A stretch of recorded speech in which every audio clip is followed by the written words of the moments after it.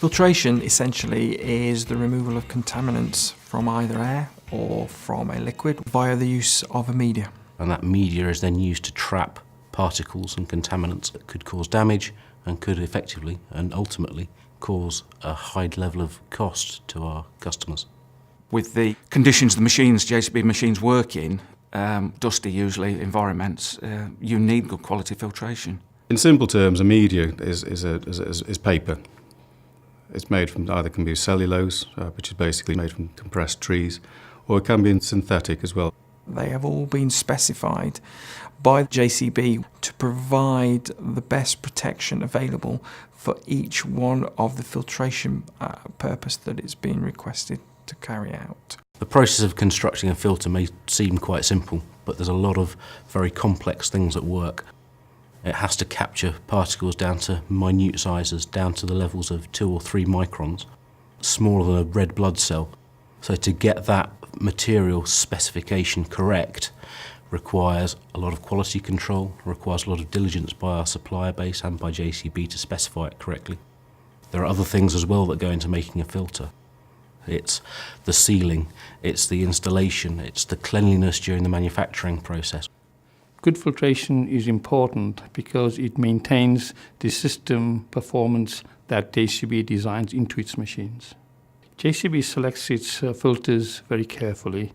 It looks at a whole range of factors. One of the key things is that it must meet various test requirements. Air filtration efficiency is measured to an ISO standard. Essentially what happens is that calibrated test dust is injected into an air cleaner. This represents the amount of air going into the engine. Now, what happens is that with the air filtration test, the amount of dust that's injected is then compared at the end of the test with the amount of dust that actually passes. So it gives an overall air cleaner efficiency. You'll come across a lot of people that say they've got a 10 micron filter. What's essential is to actually establish what that means. For example, you can get a 10 micron filter which has a 99% efficiency on 10 microns, and you can have a filter which has got a 99.9% efficiency at 10 microns. They're not the same. The one that's 99% efficient will let through 10 times more particles. The JCB filters are always more than 99.9% efficient. Like most components, thermal effects can have a big effect on the performance of the component. In a filter media, the media itself can undergo stresses and strains due to the sudden increase in the temperatures, which means that it will not be able to trap the contaminant in the way that it is designed to. The thermal shock test is where an element is subjected to minus 40 up to a significantly high temperature, way above ambient temperature. The basis of this is to simulate real-world conditions where you could go from very, very cold conditions right the way to very hot conditions. The test itself is very severe in that it literally changes from minus 40 to very hot temperature within 1 to 2 seconds, so it's a really, really severe test. The idea is that this tests out seals to make sure that seals can withstand operating in various conditions. It also measures that the media can operate in those conditions, and it also ensures that any sealing compounds used in putting the element together it can withstand that. Sealing is as important as the filter material itself. It prevents any air bypassing the filter mechanism that you have put in place to protect your component system.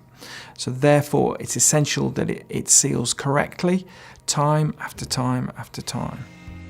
The JCB elements or JCB filtration products are put through a shaker test, and this shaker test is an off-highway test which signifies or represents the very, very severe vibration levels that can be seen on a construction machine. And what will happen is it will be tested in 3 different directions using a prescribed input onto the shaker table, and the idea is that the parts can withstand that, and this effectively simulates an entire life on machine.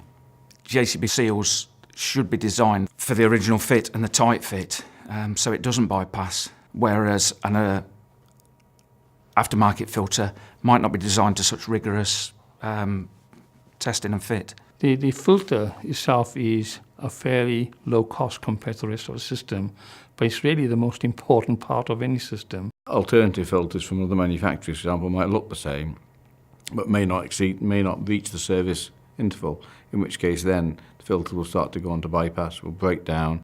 There is a few customers who fit cheaper filters, but generally, compared with the damage that they can do to the machine by not having the correct filter, it's insignificant really, the price difference. What you get is protection of your system, and therefore ultimately a more reliable machine, and therefore carries greater value to it at the end when it gets traded. You work on the assumption that JCB is only going to give me a filter which is suitable for that machine, and it's going to do the job in that machine that you want it to do in that machine. And if you use the right filters, it's going to last longer. So better maintenance, better time you're going to have, less breakdowns you're going to get. The less breakdowns you get, the less money you lose.